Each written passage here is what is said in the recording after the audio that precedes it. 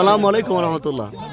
মানুষ অধীর আগ্রহে জাবালে নূর কোরআন নাজিলের যে পাহাড় রাসূলুল্লাহ সাল্লাল্লাহু আলাইহি সাল্লাম যেখানে ধ্যান করেছেন 15 বছর, সেই জায়গা দেখার জন্য মানুষ অধীর আগ্রহে সিরিয়াল ধরে বসে আছে। সেই গুহার পাশেই আমার হজযাত্রী, আমার সফর সঙ্গী হজযাত্রীবৃন্দ, আল্লাহর মেহমানরাও সেখানে রয়েছে। ওই যে এইটা শাহজাহান ভাই, অত্যন্ত বয়োবৃদ্ধ একজন মানুষ আছে, আব্দুল সালাম মন্ডল, তার মাথা দেখা যাইতেছে না। আবুল ভাই, হাসপাতালের চেয়ারম্যান, হ্যাঁ সাইদুল ইসলাম, অলরেডি গুহায় ঢুকেই পড়েছেন।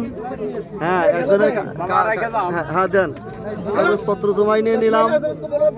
তো আমি এখানে বসে আছি, সব ব্যাগ, এই যে আমি সব কাগজপত্র রেখে এখানে অবস্থান করতেছি। যেহেতু আল্লাহ তাআলা আমাকে এর আগে অনেক ঢোকার সুযোগ দিয়েছিলেন, এই জন্য এখানে আমি আর কষ্ট করে অন্যকে বিরক্ত করতে চাই না, অন্যকে সুযোগ দিয়ে দিলাম ইনশাআল্লাহ। উপর থেকে অনেক আসতেছে, এখানে অনেক সিরিয়াল আছে।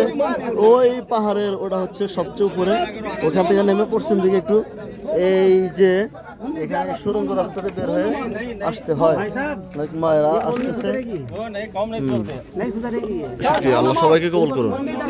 ओ भाई देखा होता आओ ना, नमाज मत पढ़ते बैठो, पीछे बहुत लोग।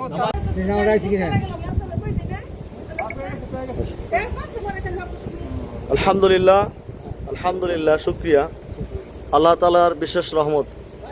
আমরা আজকের এই বছরের সফরে পবিত্র হজ পালনের উদ্দেশ্যে বাইতুল্লাহ শরীফে আল্লাহ তাআলা আমাদেরকে কবুল করেছেন। সেই সফরের একটা গুরুত্বপূর্ণ সফর হচ্ছে জেদ্দা সাগর পার।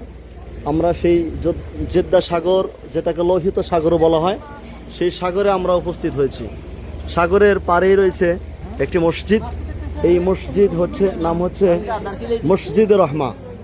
মসজিদুর রহমায় ঢুকে এখন জোহরের সালাতের সময় আমরা গুরুত্বপূর্ণ সময় সালাত আদায় করলাম এবং আল্লাহ তাআলার সৃষ্টি যে কত সুন্দর সেটা দেখানোর জন্য একবার জেদ্দা সাগরের দিকে চোখ মিলিয়ে তাকাইলাম। মোবাইলে হয়তো আমাদের অত ভালো মোবাইল নয়, তো আমরা সব টেনে দেখাতে পারতেছি না। এই মসজিদের পশ্চিম পাশেই হচ্ছে সাগর, সাগরের পাড়েই হচ্ছে মসজিদ। আর এই মোবাইল কিন্তু সাবধান, পুড়ে গিয়ে যাবে কিন্তু। এই সাগর পাড়েই যে মসজিদের এখান থেকেই দেখা যাচ্ছে সাগরে অনেক সুন্দর মাছ, আল্লাহ তাআলার অপূর্ব সৃষ্টি। অনেক মাছ, অনেক সুন্দর রং বিরঙের মাছ, আল্লাহ তাআলার রহমত এবং নিয়ামত। পানির উপরে এবং নিচে আল্লাহ তাআলা কত রহমত দিয়েছেন, শুকরিয়া। ছোট এবং বড় অনেক মাছ এবং পানির রং প্রায় একই হওয়ার কারণে হয়তো আমাদের মোবাইলে আমরা সেটা ধারণ করতে পারতেছি না। শুকরিয়া আল্লাহ তাআলার, অসংখ্য শুকরিয়া।